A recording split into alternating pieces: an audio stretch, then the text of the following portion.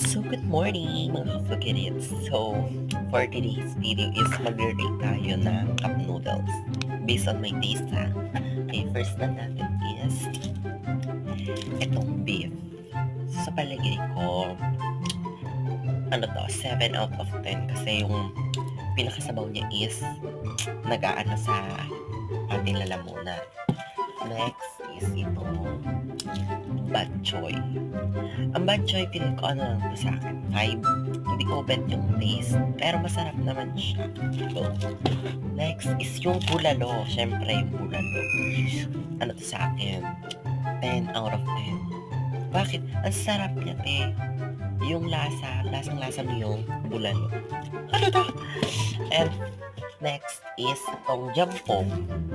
Feel ko ang jampong sobrang anghang kasi kaya ano lang siya. 5 out of 10. Yan.